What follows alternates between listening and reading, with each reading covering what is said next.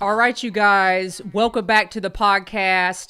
You have found your way again over to the Jester Section Hiker podcast, your premier podcast with the spotlight on section hikers. And I am your host, Julie Jester Gayheart.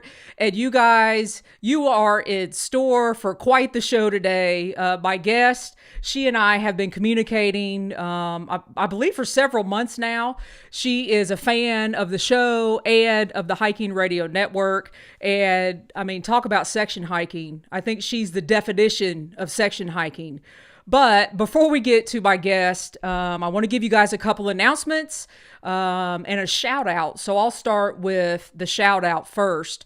So for those of you that have been around for a while, back in September, my co-host and my business partner, Austin, he and I released a documentary series titled I Am The MST. And we had a premiere back in September toward the end of the month. And we had about 75 or 80 people at our premiere of the film, and a couple people that were there representing a company that you guys know very well is Rip Stop by the Roll. I don't know if you guys could see that sticker. I could never work this out quite right. So we had a couple people there from Rip Stop by the Roll. They are actually headquartered in Durham, North Carolina. So they are home to the Mountains of Sea Trail. And a couple weeks ago, I got this little gift in the mail, which is awesome. So this is, let's see if I could get it up here. So this is a bag that was specially made for the birthday month, September 22, for the Friends of the Mountains of Sea Trail. And my friend Lance and Jason over at Rip Stop by the Roll, they sent me one and they sent Austin one. And you guys, this thing, I can't even describe it. It is so cool. I love the topo lines. I love how they put the Friends of the Mountains of Sea Trail all there representing our home state trail. And I don't know, this is like some type of, I don't know what kind of fabric. I'm not a geek in that nature, but it's waterproof. It's amazing. And I cannot wait to use it this summer.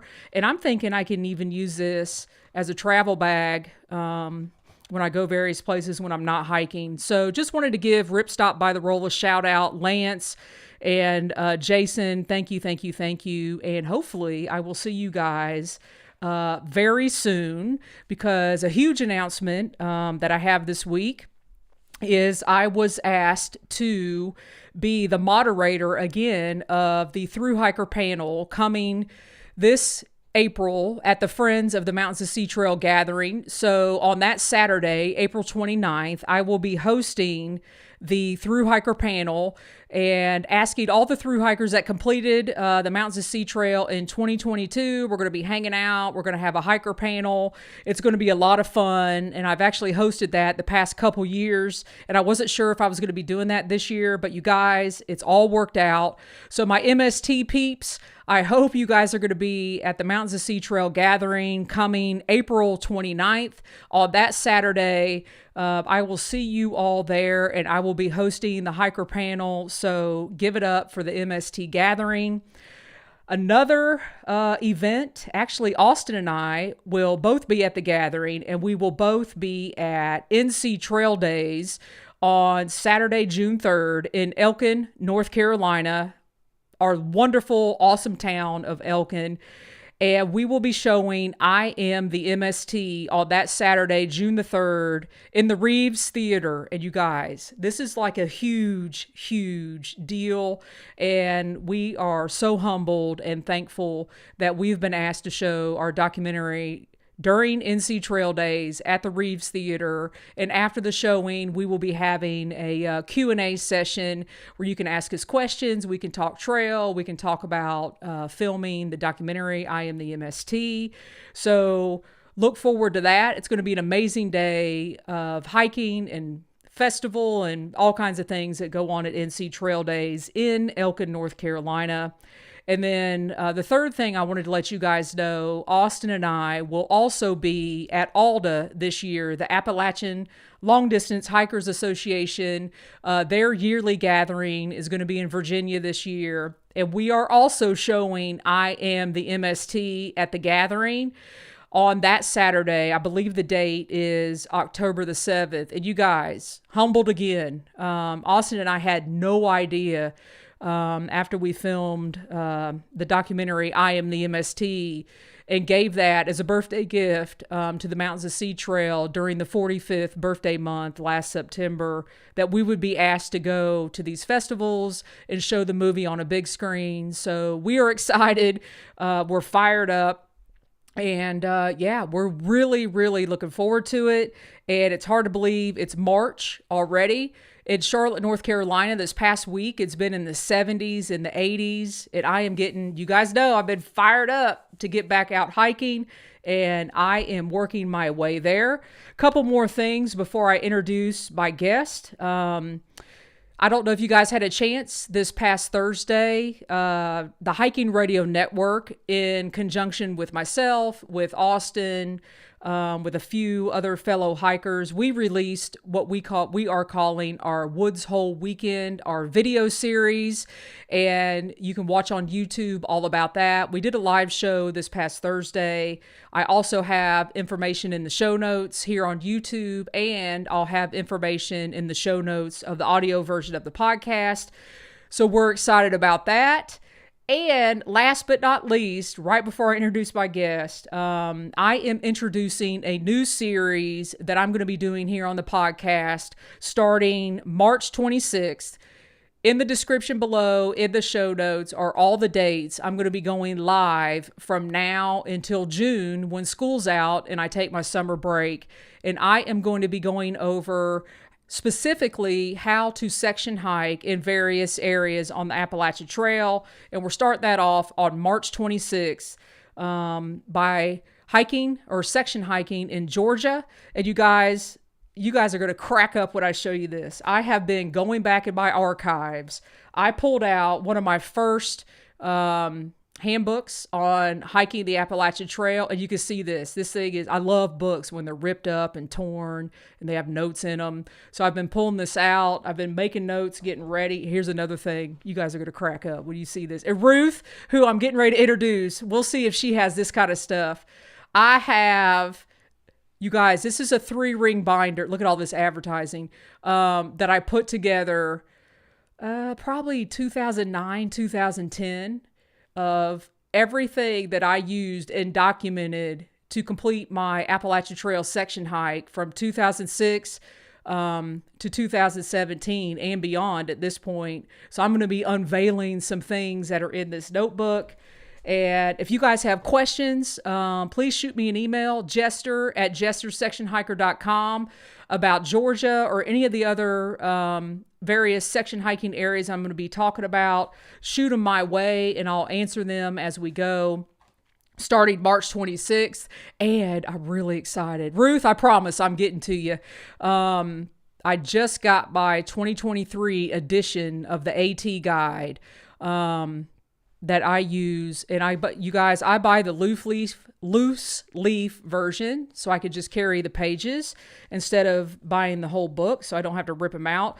But this is what I'm going to be using as we go through that series, in addition to the Appalachian Trail on the app Far Out. So there is all my information. That was a mouthful. There's a lot going on. All of that will be in the description. Hope you guys can join us. Again, Austin and I are going to be at the Gathering, NC Trail Days, Alda. We've got a lot going on. In addition to, we have started filming our new film this year, and I'll get way into that later, but that is in progress as well, and we're going to be doing some of that next weekend. But without further ado, it's time to get to Ruth. So you guys, I have really, really enjoyed, and you guys heard this over the last couple episodes, listeners that reach out to me, listeners that send me emails, and you guys, I am very adamant. I email everybody back. I love the correspondence. And before I even introduce Ruth, I want to thank her because Ruth reached out to me right before I was having my surgery on my foot. And she would send me emails every 2 or 3 weeks. How you doing? Hope you're progressing. And we actually kind of corresponded via email about our injuries. And that is something that we're going to talk about today. So I'm just going to read you guys a little bit of Ruth's email that she originally sent me. And we're finally going to have her on the show. She says, "Hello, Jester. So great to make contact with you after listening to your podcast for a long time. Your interview of the Medicare pastor, which is episode number 56, by the way, one of my highest downloaded episodes. I think she's at number 2, episode number 56 with the Medicare pastor, was my first exposure to the Hiking Radio Network, and it hooked me. You do a great job finding and interviewing a variety of section hikers. I'm hoping that you will consider me as one of your potential guests. I most definitely qualify as a lasher." Of course you do, Ruth. "And have kept up a 5-year blog. She's an author at the Trek." And she says her long-distance backpacking experience began with the 1,500-mile GR5, a trail that runs through 5 countries, the Netherlands, Belgium, Luxembourg, Switzerland, and France. And you guys, I can't read this whole paragraph because I can't even detail all the hiking that Ruth has done. I mean, it is extensive. Then she says, "In 2017, I began my odyssey on the AT. My original plans of doing a flip-flop hike over 2 summers morphed into a 4-summer adventure, thanks to injuries yet again. I completed the southern half in 2017 and 2018, and the northern half in 2019 and 21. I first left the trail at Perrysburg, Virginia, with very painful tendinitis in one foot. In 2019, I ended my northerly 900-mile section hike from Harper's Ferry at Andover, Maine, with stress fractures on both sides of my pelvis. New Hampshire and Maine really did a number on me. Me too, Ruth. And New Hampshire and Maine is pretty much what I have left to complete it again. So I'm anxious. I'm nervous." And she says, "However, I promised my new Swiss friend to get to Katahdin together. So I rented an RV and supported him the remaining miles north. We never came together during that final segment, by mutual agreement. By the time we got to Katahdin, I felt so much better, so I fulfilled my promise and climbed Katahdin with him, but came down in great pain and was on crutches for the next 4 months. I said never again. I swore I'd never touch the AT again, despite just 200-something miles remaining. Well, you guys know how this goes. So, of course, I came back after the COVID summer and finished it with both pleasure and pain, now with another torn meniscus and a stress fracture in one knee. For some reason, Ruth, I think your and my story is very similar. The AT just crushed us, but we didn't stop. We came back and we finished. And she says, good news. I'm now doing a form of yoga daily that has a good track record for reversing osteoporosis, and I'm eating a whole lot of calcium-rich leafy greens. Fast forward, her future plans, which she is working on right now, and we're going to talk about. She's out section hiking the Florida Trail. She plans to hike the Colorado Trail this summer, and she's been out section hiking the Buckeye Trail in Ohio. So you guys, enough babbling from me. Let's get Ruth out here. Here we go. Ruth. Hey. Welcome to the show. Thank you so much. I'm so happy to be here. It's unbelievable. I apologize all the babbling that I did beforehand, but I wanted people to get a sense of your email.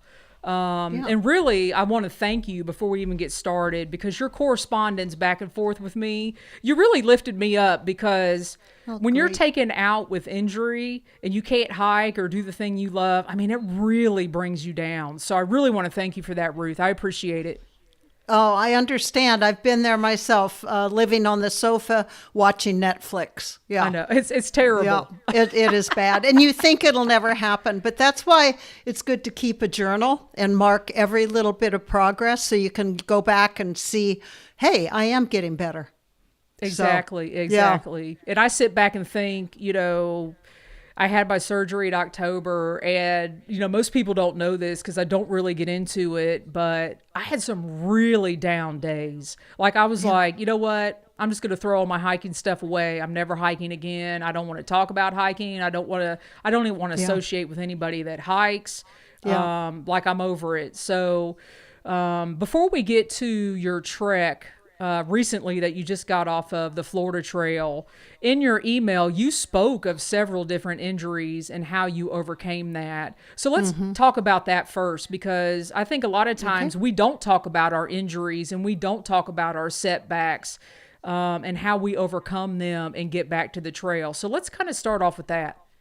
Okay. Yeah, I think it's all a real learning curve. My first injury that I recall for a long distance hike, it was on that European trail, the GR5. It was a lot of road walking. Once I did the Alps first, which were all the French Alps for 500 miles. That was so beautiful. Amazing. Nothing Incredible. can match.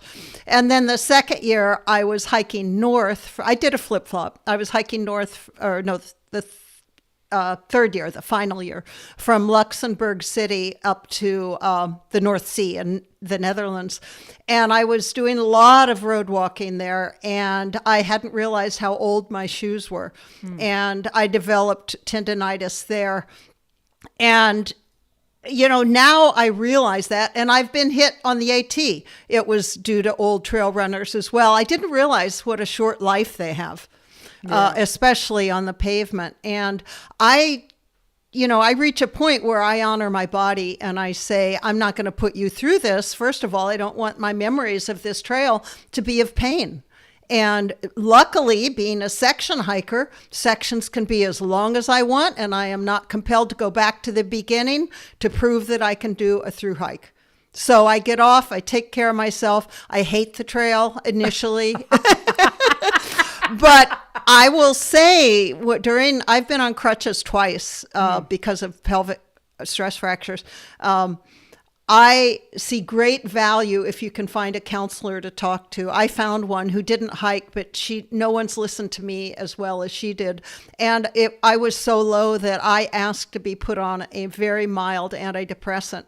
And that served me well for several months until things looked better and I knew I could gradually wean off of that with her help. So help is there, and she really, really helped pull me through. But yeah, I think we have to honor our bodies. And I'm learning. The trail runners need replacing more often.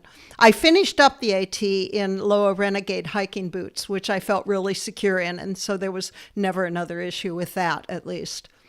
Up in the stress fractures happened up in New Hampshire. And what happened was I got in the Whites and the Presidential Range, and it was beautiful weather. It was very rough. This was my 900-mile section. I'd hoped to get the whole northern half done. And it was such perfect weather, I could not take my usual 0 day.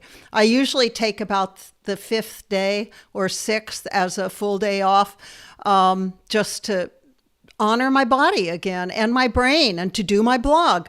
And so that I will continue to enjoy the trail. But the weather was so perfect, I thought, I cannot let this go while I'm up here in New Hampshire, up high. And so I went 12 days. Wow. And boy, oh boy, and then I took a 0 day, and that's when I met a Swiss fellow who wanted to finish, had very little English, and I'm used to teaching English as a second language, and that's when I said I would help him get to the end. But I was able to hike with him a few months, maybe a week or two. And then one day I just sat down in the middle of the trail with tears pouring down my face. My hips hurt so much. I said, I simply can't go on. And that's when I agreed to shuttle him after some thought. And that was actually, I have to say, the most rewarding thing of my Appalachian Trail experience, of helping him get to the end and then hiking Katahdin and coming down and discovering that the hip fractures were still there. Wow. But I did it. I'll tell you what, Ruth, I have never been, well, there's several things I want to ask you based on what you just talked about.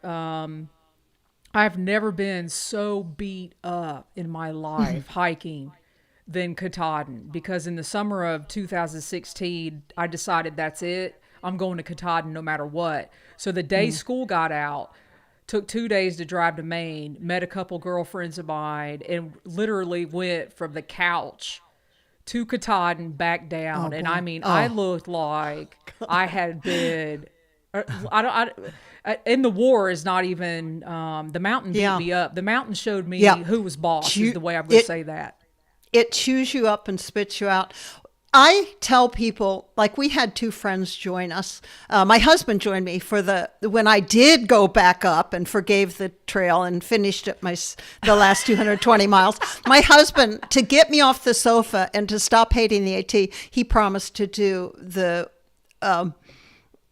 the last 120, I just forgot the name, the wilderness. The 100-mile wilderness. 100-mile wilderness with me. And he did. And 2 of his biking friends asked to join us. And I warned them. I said, Katahdin, doing the wilderness and then Katahdin, okay. But the Katahdin is the final exam for the AT, I consider. It's pulling together. The Katahdin is the doctorate program. Doctorate program. It pulls together a bit of all the hardest, we'll say.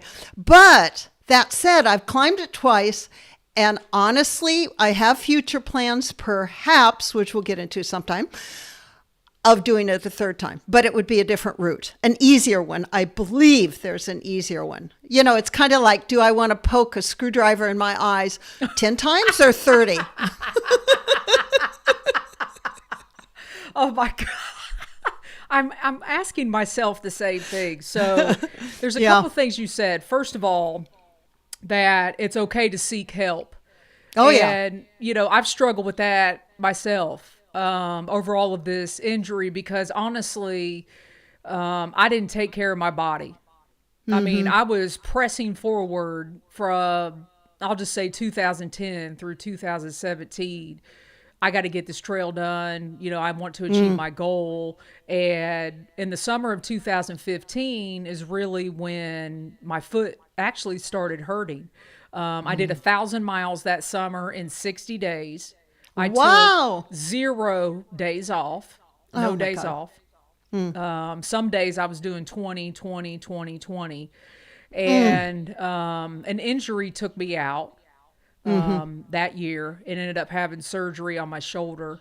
And then that leads to the second thing that you just said is you have to forgive the trail. And I don't know what that is mentally, because after 2015, I was like, I hate the Appalachian Trail. I mean, I was just like, I don't want anything to do with it or anything that anybody is around it. I don't care if you're happy on the trail. And it's this, I don't know what that is. But somewhere along the way, I forgave the trail. I forgave myself. My body started feeling better and I went back at it again.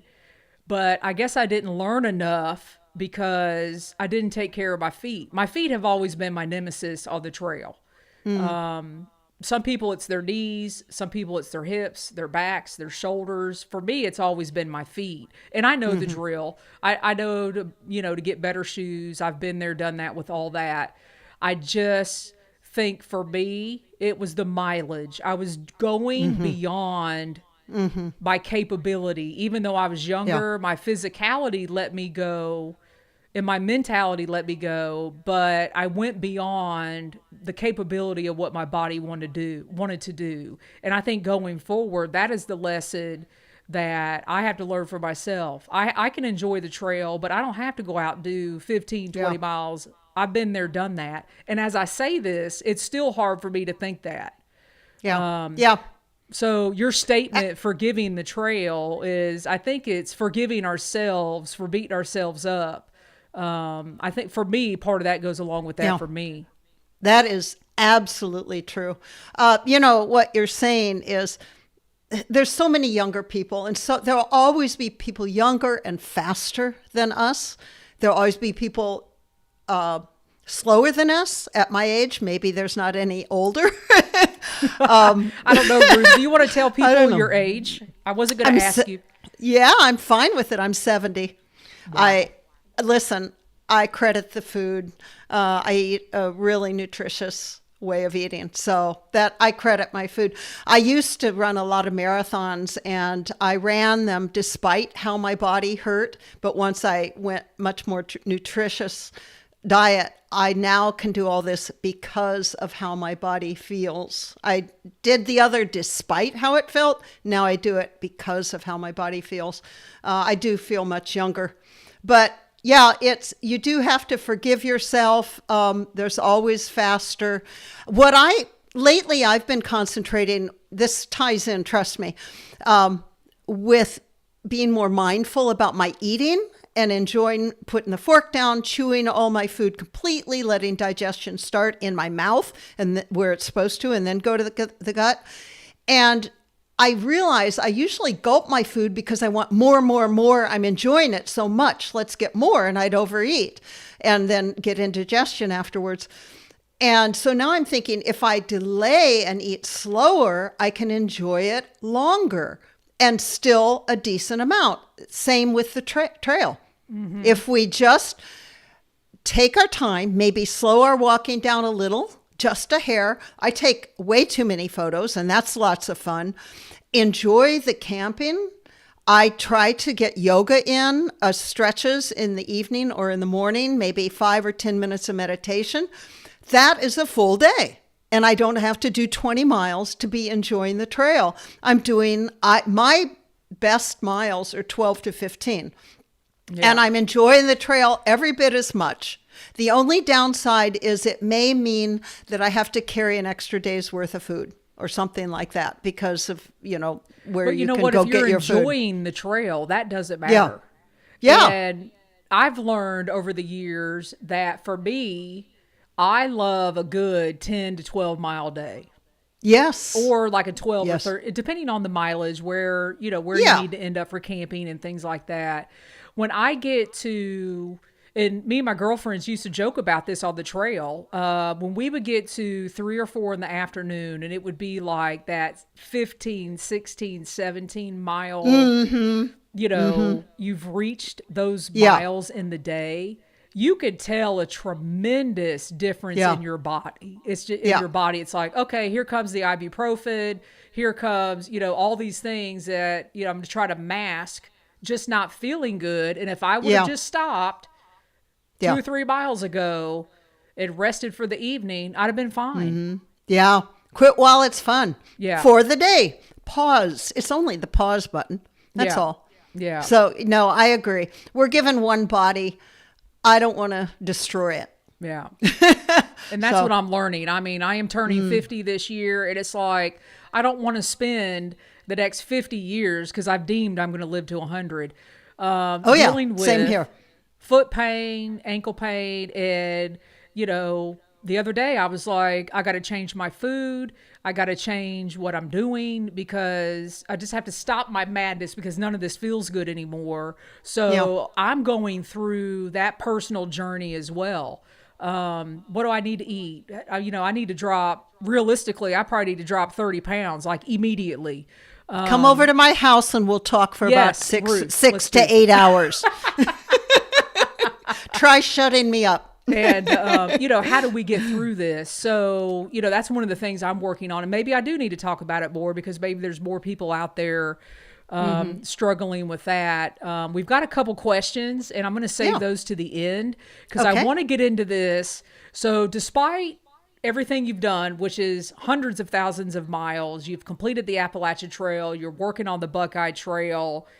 When did you decide to do the Florida Trail? And you just got off a section. So walk us through what's been going on. Yeah. I can't remember the moment I decided to do it. But for years, we live in Cincinnati, which is kind of borderline north as far as snow. So I was born in Dayton.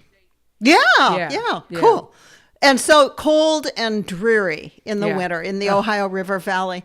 And I've threatened my dear husband of many years to run off to Arizona every January. And then I thought, Florida Trail January. Yeah. So I have got a Get Out of Ohio free card for this January and the next 3 Januaries. and I get to escape for a month. And I like to experience really different environments. And so far, I've been in the Alps. I've been in the Appalachians. Which you didn't mention, I've hiked in the Himalayas. I've hiked in Patagonia. We've climbed Kilimanjaro, but I haven't hiked through swamps. And that needed to be corrected. Well, that doesn't sound so good after you talk about the Himalayas and Alps. Yeah, but swamps are flat. Dead flat, or they'd be waterfalls. This is, I don't know if you can see it. Yeah, there's a map of the Florida Trail. There we go. And it's a 1,100-mile trail that goes from Big Cypress. I'm pointing back there. No, other way. There it is. I know that's hard to do. Yeah, Big Cypress in the Everglades National Preserve. And for the first 4 days, I hiked in swamps. About 50% of the time I was walking in water up to my ankle to my thighs. And then you go up and you can choose going around the east or west side of Lake Okeechobee, which is the second largest lake in the U.S. to be contained within one state, its own state. And the other is Lake Michigan. I'm going to make this bigger while you're talking. Yeah. Yeah, okay. There we go. There we go. And so I chose to go around the west side because that's where more people go and there's more places to get my food packages from home, which we'll get into later. And then you go up to Orlando, and I chose to go around the east side. You can go around the west, but the east side, I don't know, more people do it. And I thought, well, I hike alone almost 95% of the time by choice. I love it, but I like to see other hikers too. So I did that. And then this is where I got off according to plan, after about 350 miles where my dark line ends. And then the trail continues. And next year I will go up north. Whoop, go over the other way. I'm going to look at it. There we go. To about Tallahassee. And that'll be another 300, 400 miles. And then the following year, I will go to the terminus, which is across the Pensacola Bay from Pensacola at Gulf Islands National Seashore at Fort Pickens. But then that finishes the Florida Trail. But what I plan on doing, I cannot leave any stone unturned. So on the 4th year, I will go back down here and then follow an inland connector and then walk down the Keys to Key West because it exists and I must go there. And listen, that Ruth, will be you very are a fun. Beast. I'm telling you, you're a hiking beast. No. Well, it's funny. The two friends who were on the 100-mile wilderness, I changed my trail name from Chocoholic because I had to give it up. I was a chocoholic. And they named me Ruthless instead of Ruth because okay, everybody in the chat, I'm serious. Hashtag Ruthless. I'm serious. Put it in the chat. It's fun. But that's my motto. That's my motto. Ruthless. I assure everyone I'm perfectly harmless and nice. I just hurt myself. That's all. But the Florida Trail did not disappoint. Oh my God. Big Cypress. I talk about walking in the water on a hot day. That's really nice. And it's just so different and lush and green. And no, I did not see alligators. No, I saw one snake that was about that long and he was afraid of me and swam away. The alligators are there anywhere there's a puddle. There's an alligator probably, but it's beautifully marked. They have done a wonderful job because you could get lost there. You're never at a loss for water in the swamp. The rest of the way, there was a lot of walking on levees that are raised up above areas where they've drained the land for farming, and the land is trying to take it back. But you can't drink the water in the canals because of agricultural runoff. That's where you'll see the alligators sunning themselves, and that's cool. And they're way down low, and I'm up high on the levee. It's all good. And listen, so I've heard a lot of amazing things about the Florida Trail, but I think it just depends on when you go. I mean, January seems like the perfect time. It is the time. And there's of course there's the Florida Trail Association that is in charge of the trail, but there's also an association that really supports the hikers. And they had a camping at a campground 10 miles from the southern terminus for the people who were going to start, and they staggered us by days. We chose what day to go, but we were staggered by 3 or 4 days because the camping areas in a swamp are very small. It's a raised little island kind of, and maybe 4 tents can go there. But these trail angels who work with this association put out caches of water, as I've heard some do on the Arizona Trail too. And so even though we're surrounded by water in the canals, we had to get our water from the gallons. They had to have like 20 gallons of water behind a guardrail at such and such intersection. And they were just a lifeline. And there was, on the Facebook group, there was a spreadsheet. You could see how much water was left. People would keep it up. Well, listen, I think I saw amazing. You. There was a gentleman that hiked. He did this Carolinian route last year, and he was on the Mountains of Sea Trail. His name is Jason Tompkins. Did you hike with a guy out and about? Out and about. Yeah. I hiked with him for sure. He's down on the Florida Trail? Very affable. He is now surely off the Florida Trail. I follow his Facebook page, but he doesn't always say exactly where he is. He is completing the Eastern Continental Trail, the whole thing. Okay. Yeah, going all the way to Quebec. Said, he's out there again, and I am pretty sure that is Ruth in these pictures with him. So that's cool. Yeah. He was he makes friends so easily, but the world is his home. He really is just living in the world right now, hiking all over. Awesome. But yeah, the Florida Trail, some of the people, the locals say it is a strand of beautiful pearls held together with twine, brown twine, because that brown twine are road walks. You can't be on beaches and Disney World every day. When you're in Florida, you can't be in perfect, beautiful wilderness areas every day. Well, listen, I don't want to be in those places. I don't want to go to Disney World and the beach. Oh, no, I don't either.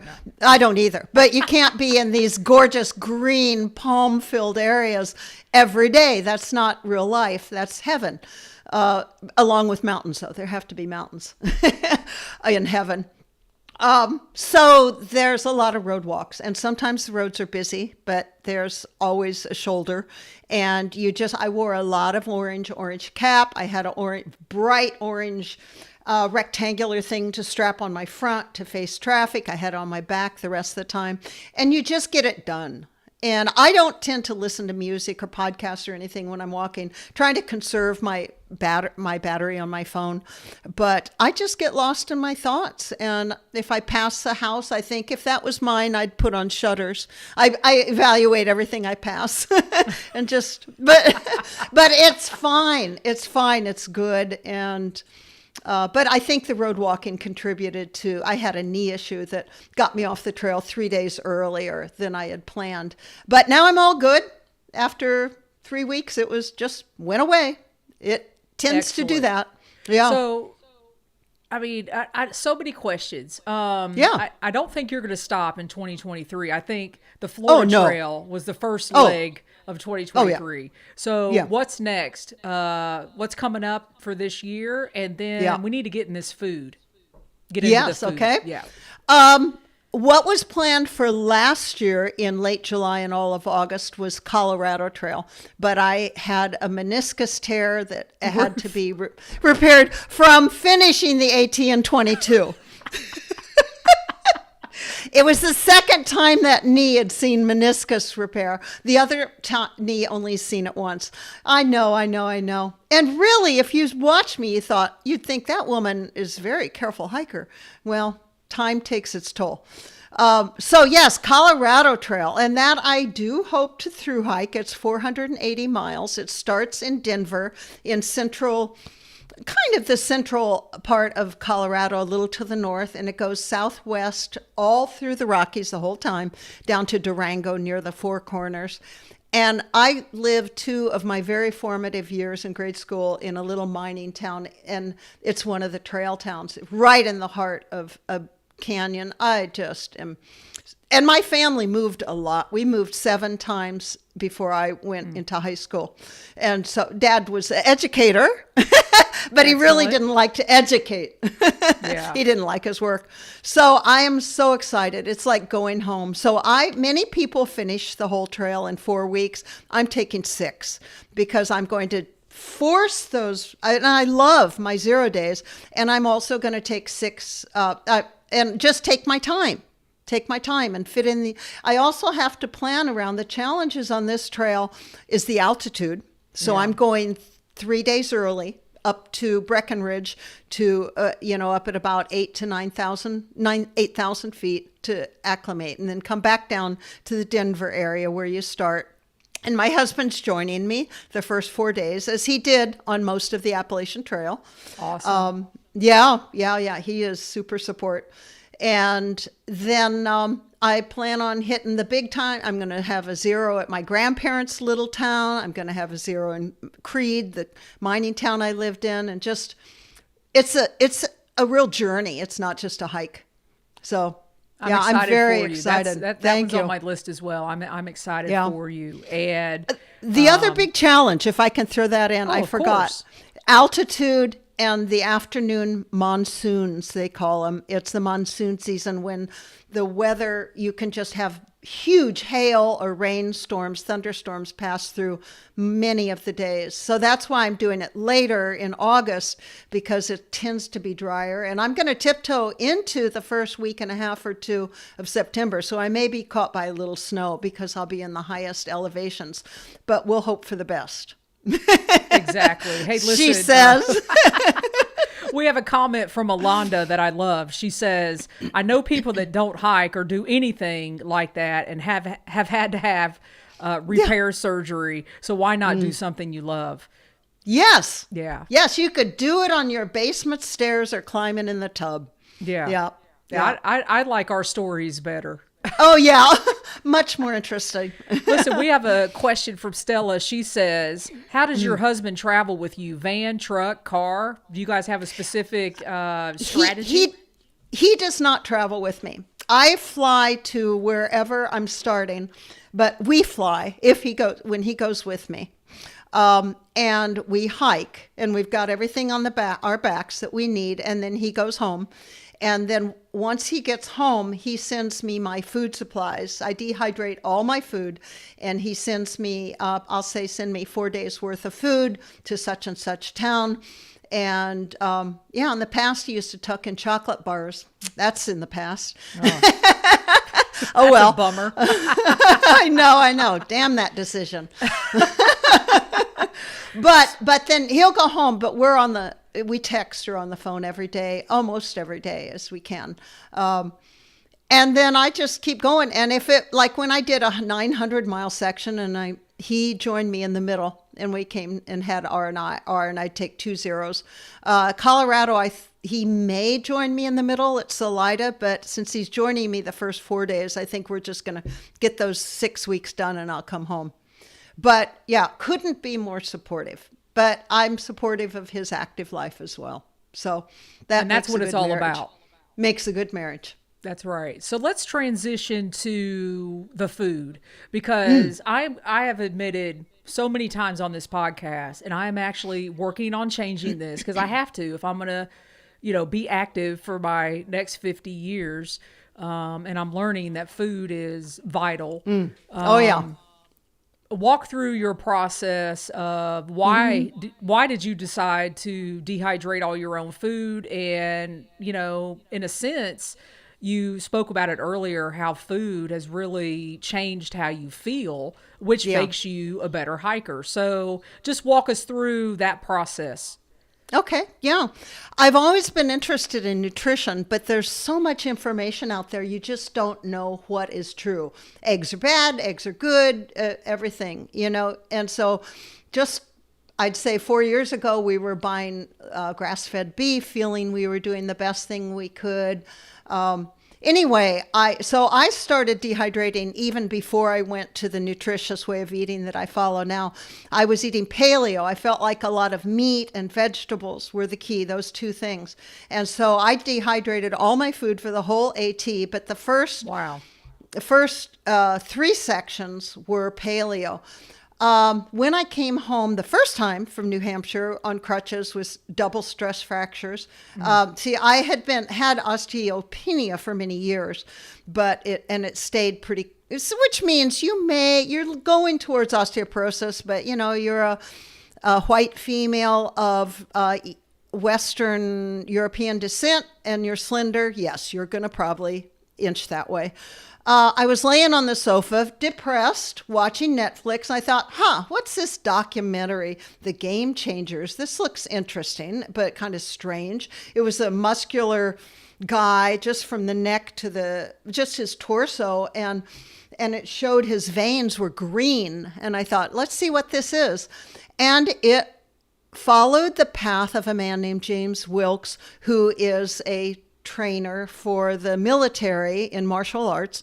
And he was holed up on his sofa with a knee injury years ago and was researching healthy ways to eat, which was exactly what I was doing too. I was thinking, let's speed up these bones to heal. And this was about the whole food, plant-based way of eating. Some people call it vegan, but by saying whole food, plant-based means it focuses not on magic powers. You're not eating Twinkies, which may not have any dairy in them and are technically vegan, but you're eating real foods as close to their original form. And it went through all these world-class athletes that eat this way and thrive. And one of them might interest you. His name is Scott Jurek. And he's one of the top ultra runners in the world, has won just about everything. I followed him when I think he's won Western States like 7 times. Exactly. Yeah. And he was running a fastest known time challenge, FKT, of the Appalachian Trail, and he set the record at that time, 2,200 miles in 46 days. And totally plant powered. Not one scrap of animal protein, no dairy, no eggs, which is the way that I eat. Other well-known athletes, there's Venus Williams, who has a very incurable autoimmune disease, and that has helped her immensely. I can't pronounce the name of the top player, Djokovic or something like that, a tennis player. Djokovic? That's it. Thank you. Yes. I didn't even try writing that one down on my cheat sheet here. He eats that way completely, and he says that restored his power on the court, and his asthma. And Mike Tyson for 10 years. The list goes on. So I thought, wait a minute, what is the name of this documentary? Because I might need to watch this afternoon. Absolutely. The Game Changers. And there's another one, if you're not into athletics, which no one who's watching this will say that. No, we don't want that one. The other one, though, good one, is Forks Over Knives, where you pay attention to what you put on the end of your fork instead of going under the surgical knife, is why it's called that. And they have a fantastic website that you can go to, Forks Over Knives. I put that in the chat for everybody. So everybody, I put the Game Changers wonderful. And then Forks Over Knives. For sure. And I mean, I've probably watched The Game Changers 4 or 5 times. So I showed it to Bill. Well, actually, I told him one morning, I said, I've decided to be vegan again because I'd tried it before, but all I thought you had to do was eliminate animal products and dairy and eggs and still eat all the rich sauces and French fries, because technically those are vegan. But I'll get to that in a minute. I started researching it more and more. And I found this book, Prevent and Reverse Heart Disease. And really, if you have high cholesterol, you have heart disease. It means your arteries are lined with plaque that you get from animal products and oils.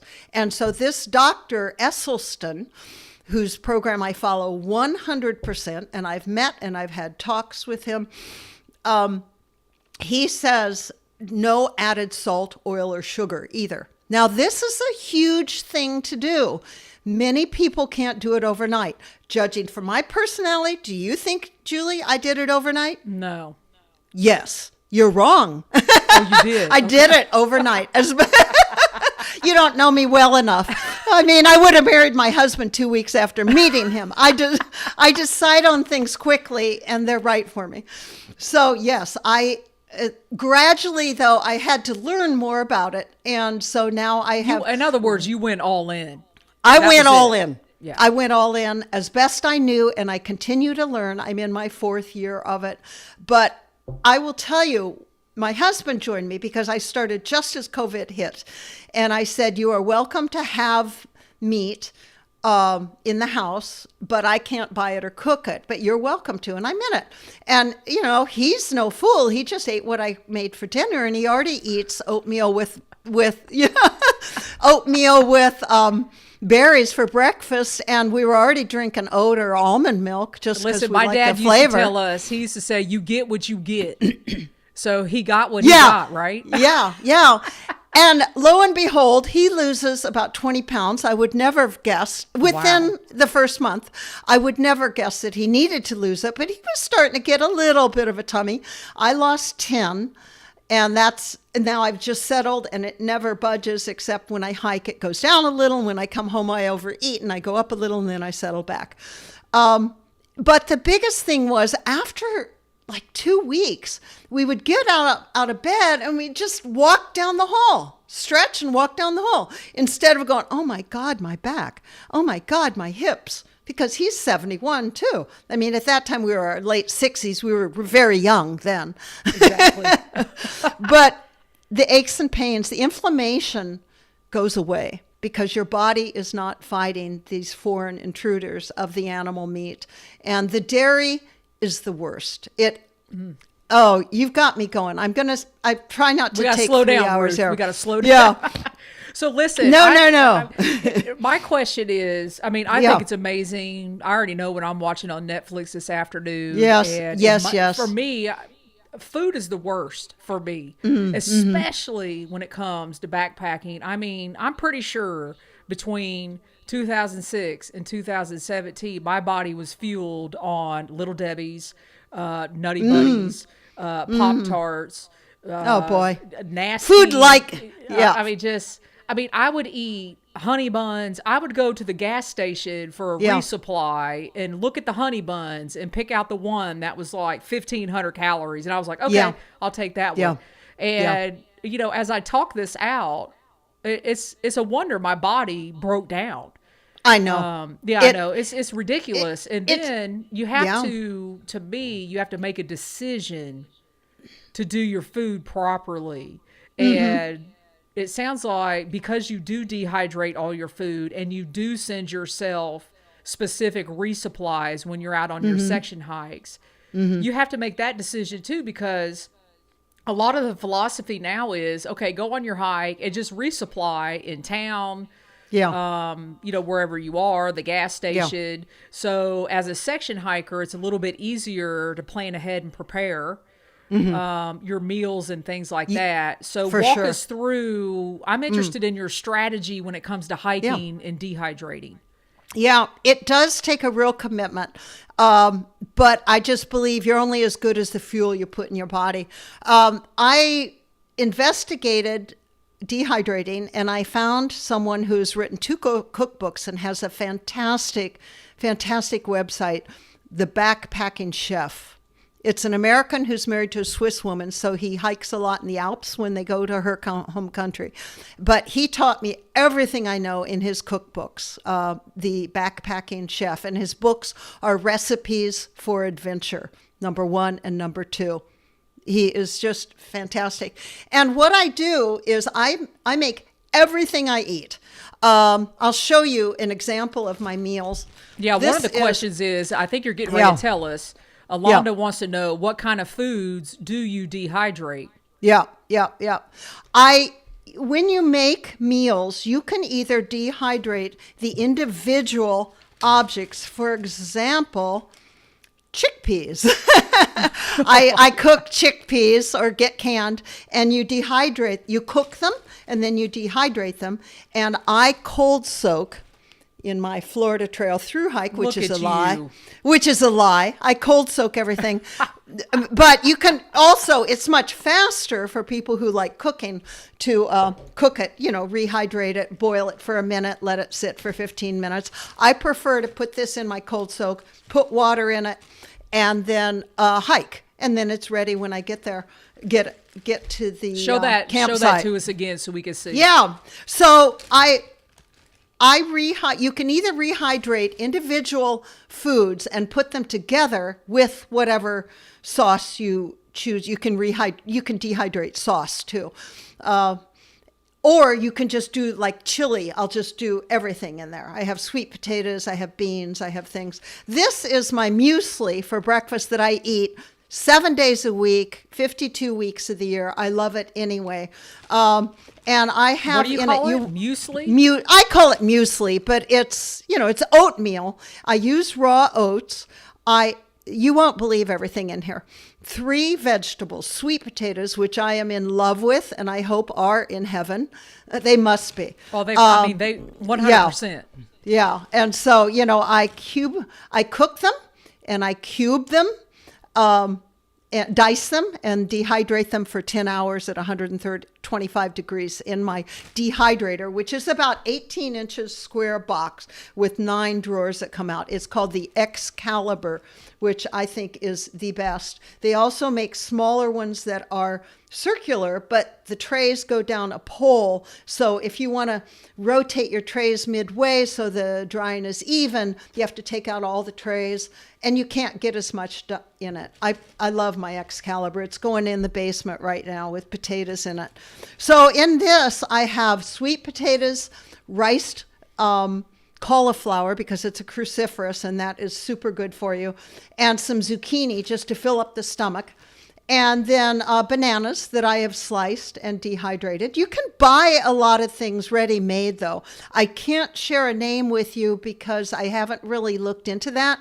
I happen to consider this a hobby. And while I do it, it's so much fun. I imagine where I'll be eating it, in Colorado, in Florida. I sit there rather smug, I must admit, as others eat, believe it or not, for dinner, Honey Nut Cheerios with M&Ms, or I've also seen Ritz crackers with mayonnaise as dinner for people, honestly. So this is the oats, sweet potato, zucchini, cauliflower, sliced bananas for added calories and protein. And bless you for not saying, where do you get your protein? Protein's in all our food. I don't even know enough to ask you where you get protein, Ruth. Well, just as people warn me about bears on Appalachian Trail and alligators on Florida Trail, they warn me about protein when I eat plant-based. It's in all our food. And legumes are the highest, the food that has the most, so I include that several meals a day. And then I add flaxseed, ground flaxseed for my omega-3s, I believe that is, cinnamon, and dried vanilla, which is a crazy high expense to buy, $180 for a bag like that, but it lasts forever. And that way I can get vanilla flavoring. And I don't need any milk. I just put water in with those flavorings. What I add also is balsamic vinegar. And I buy these Marconi packets on Amazon. Dr. Esselstyn. Hold that packet up again. I changed the screen so we can see. Yeah. Dr. Esselstyn, whose program I religiously follow, has his patients eating, who have had great success. You eat leafy greens, cooked leafy greens or cruciferous vegetables 4 to 6 times a day. But let's just make it part of the meals. And I still do it after 4 years, about 3 to 4 times a day. And you eat those because they help dilate your arteries and your blood flows, like he says, over Teflon rather than sticking like on Velcro because of the plaque in it. So it opens it up. I get more blood flow going to help heal heart disease and to help me hike better. Vinegar accelerates the process. So I add vinegar, and balsamic is so sweet and good. I love it. That is my breakfast. I cold soak it overnight while sleeping and eat it while I'm packing up my tent. My lunch, I'll get, this is an example of dinner. Sweet potato curry with rice. Ooh, so there's the really rice, good. and you can dehydrate rice. It does take longer to cold soak, but if I soak it all day, all afternoon, it's ready for dinner. It's good. And so, yeah, I've got, I can't tell you what exactly is in here, except that I do have some leafy greens. And this looks like a sauce, my red curry sauce. I have chickpeas in here. The way that I make my sauces, if you can see, That is a very thin little slice. You'll take it like your sauce, like hummus. I do hummus as well. You spread it out on the tray very thin, if it's creamy, and you dehydrate it. And when it's done, think of a crispy fruit roll-up. That's what it's kind of like. So you peel it off and you put it in your food processor, and then you've got a powder. And that's, for my lunch, that's what I've done. This is powdered hummus. Right there.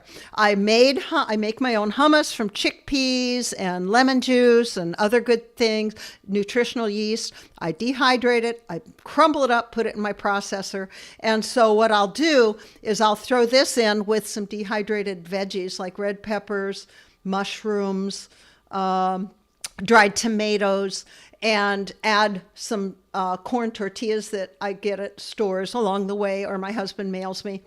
Add water in 5 minutes. This is hummus. And I just mix it with the veggies and put it in the tortillas. So that's my regular hummus. I've enjoyed, these are all lunch things that I do. Black bean hummus. This is chickpeas, but with black beans mixed in, just for variety, because you get sick of your food at some point. And so I have a huge variety. What are you snacking on? Because, mid-morning, I'm like, pull out the candy bars or whatever. You lead me to the next thing. But I want to show you real fast. My hummus, I have experimented. I've added spinach. I have added beets. Just beets are super nutritious too for you. Super for your arteries. And it's just, the taste is so good. And I always add my Marconi. Okay, snacks. There she is with that vinegar. We're not going to forget that. Yeah, I love it. I love the visuals. The waste. I had no idea you were going to do this. I love it. Well, it was just going to see how it went. It's available. My favorite thing, my snack, these, I've seen people grimace when they've bitten into it. These are tiny cookies that I make. And they start with a very basic recipe I found of simply, anybody can make it, mashed ripe bananas and raw oats. Bake it, you've got a nutritious cookie. And you can add vinegar. Then you start adding things, cinnamon and vanilla. And I added that. And I thought, well, I could put more in it. So in these, I see they're kind of dark. I make a wide variety of them. These obviously have chopped up greens in them, meaning kale or spinach or Swiss chard. I also see some red on the back, so that means it has a chopped red peppers in it. Sometimes I put zucchini or carrots, and then sometimes even chickpeas chopped up. So it's quite the cookie, and I dehydrate them instead of cooking them. I make them small enough so they can just fit in a little bag like that. I love it. And I dehydrate them so that they're real crispy, like a cracker, and they won't spoil. Because if I just baked them, they would spoil. And these have to last a long time. Ruth, I want one of those like right now. Oh, my God. Well, taste may vary according to the eater. I love them. When I you're put on the trail, beets in them. When you're on the trail, oh, yeah. I'd be like, yeah, I'll have one. I know. The other thing that I'm pleased with is the trail mix that I make, because I also don't eat nuts. Dr. Esselstyn recommends not. I love nuts, but he says for people who truly have heart disease or super high cholesterol, which I did, mine came down 100 points eating this way, 100 points, and I'm no longer pre-diabetic. That went away. Are you on medication at all for your cholesterol or no? Okay. No. I was for a few months and then no. This trail mix has, get where you can see it maybe. Here, let me switch it back. Okay. There we go. There we go. These are red peppers. And these are, again, my chickpeas. This is a little mushroom that I marinated in balsamic vinegar. And there's a place called the Olive Tap. And there's also one called California Vinegars, I believe, that sell flavored vinegars, balsamic vinegars. And this has been marinated in hickory smoke vinegar. Oh, my God. I see this trail mix. There's zucchini chips. I often have cherry tomatoes that I have cut into quarters. Yes, quarters, because they dehydrate faster that way. And sometimes I'll throw in this one in the bottom, I have some quinoa that I have cooked and dehydrated just to give more of a crunch and more calories. I'm always looking for calories. You want to lose weight, this is the way to do it. I mean, and you don't even have to hike, because many veggies only have about 100 calories per pound, whereas oil, now I know we don't drink a solid pound of olive oil, but it's 4,500 calories a pound. And it just, all the meats and things are like 1,500 calories a pound. And so if you stick to veggies, between veggies and legumes and whole grains and fruits, you're never over 500 calories a pound. So you just eat, I eat like a lumberjack at home, and my weight stays constant right where I want it. So yeah, that's what I snack on. And since Dr. Esselstyn wants us to eat greens, I have leafy greens in here. Well, look, there's another vinegar with dehydrated mandarin oranges, because sometimes if you eat the leafy greens alone, too many of them, okay, let's be real frank here. Think cow patties.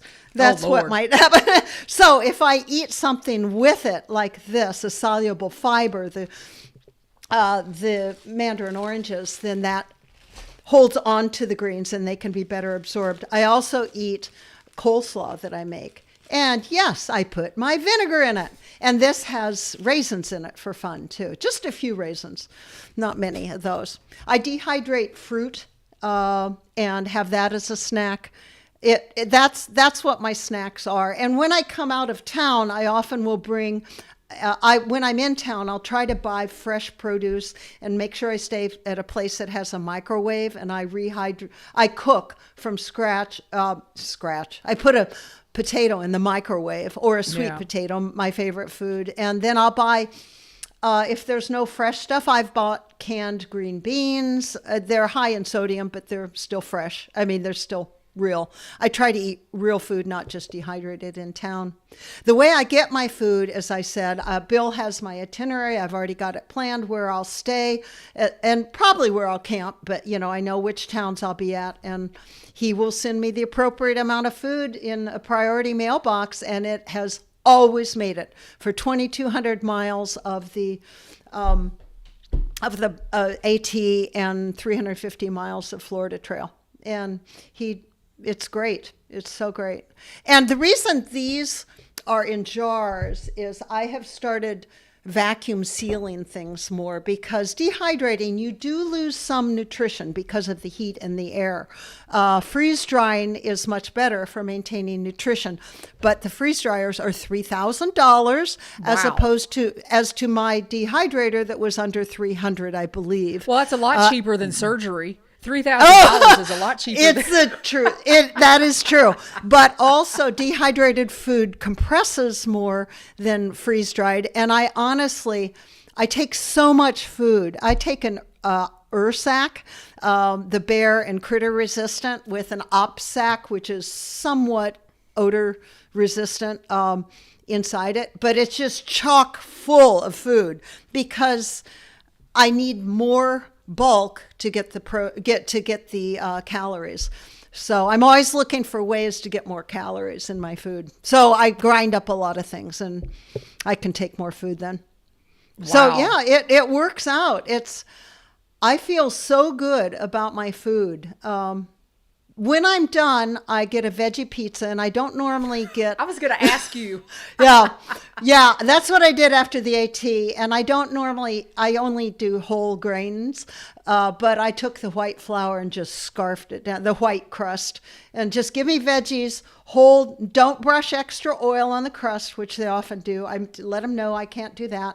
And don't add cheese, just load up the veggies, and I just inhale and come home and inhale for the next 2 weeks. Unbelievable. Well, I'm going to say, Ruth, this has been an eye-opening episode. And I usually look at the time as I go through my episodes, and I just now looked at the time. We've been going an hour and 10 minutes. And I'm telling you, there are nuggets of gold in this episode. Thank Ruth, you. You have been, first and foremost, You're an amazing hiker. And when I read that little paragraph, you said, "Oh, I think I qualify as a lasher." I mean, I was like, this woman qualifies just because of who she is. And that's so nice. Because you emailed me. And I believe you've answered a lot of everyone's questions that were in the chat. I mean, you dehydrate everything. Everything. And, if it's not moving, I dehydrate it. Well, no, if it's a plant. Yeah, there you go. I have to say, the biggest message I have is this way of eating, though, combined with nature. Oh my God. I mean, nature is everything too. Quality of life. We feel so good. I feel 45 or 50 years old. We feel so good. A lot of that is the fresh air, but I got the fresh air before too. And I hope to live to 110. I'm 10 up in you. But it's not the length of life. It's the quality of life. So I hope to, now not literally, but figuratively, go until I'm 109, then go over the edge of a cliff. Figuratively, Julie, not literally. I get it. Since we're hikers, that could happen. Yes, and we don't want that to But happen. quality of life, and we've got it. And I'm very lucky my partner is in on this. It makes it very difficult, but it's quite attainable still, even if they aren't. It's a learning curve, and I hope that people will reach out to me. I'd love to talk with them. Yes. Tell people how to reach out to you, because that's how, well, first of all, I want to say thank you for reaching out to me. Thank you for encouraging me. Thank you for coming on the show. Please come back in the fall. So after I do my series, I'm going to go hiking this summer and then come back in the fall. And I definitely want to have you back on, because we need to chat about your hiking on the Colorado Trail and for sure everything else that you do. Yeah. Let's hope I'm not on crutches. No. Hashtag no more injuries. We're done. No more. We're done. No more. They can reach me. I just 3 days ago, with the help of my tech pro, my husband, I started a Facebook page. I have a private one. I just never go to it, but I will now. You'll see. What is it? I'll put it in the chat. What is it? Yeah. It is Heart-Healthy Hiker. And it's a public group. But you'll just see, a little blurb by me. I just set it up as a nice way to people to contact me. If you go to my private Facebook page, that's fine. You'll say, that poor woman, she only has 36 friends. That means because nothing. I know, I have friend invites, and I just don't care to go online much. But where you can really read more is my blog, which Julie has. That is at the, and it's actually in the show notes, or it's on the YouTube information right now, you guys. It's tons of information. I sent it out yesterday too, on my email list, that I've got 200 plus people on the email list. They have all of your information with the blog as well. Ruth, I think we're at a good point. I think so. Amazing. Thank you. And don't go anywhere. I'm going to switch the screen here, but don't go anywhere. We're going to chat after I am done. But Ruth, thank you so much. Those of you that watched us live, I really appreciate it. All the comments in the chat, all the information that I can gather, I will make sure is in the show notes and in the audio version of the show. This audio version episode will actually release, I believe, it's the first Saturday in April, believe it or not. But once again, thank you, Ruth. Thanks, everybody. Really appreciate you listening. Be safe out there. And as always, happy section hiking.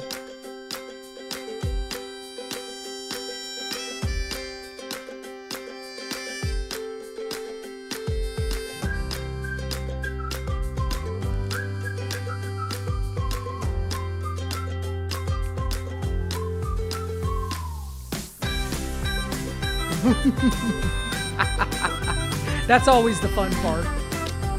I love your songs. All right. Bye, everybody.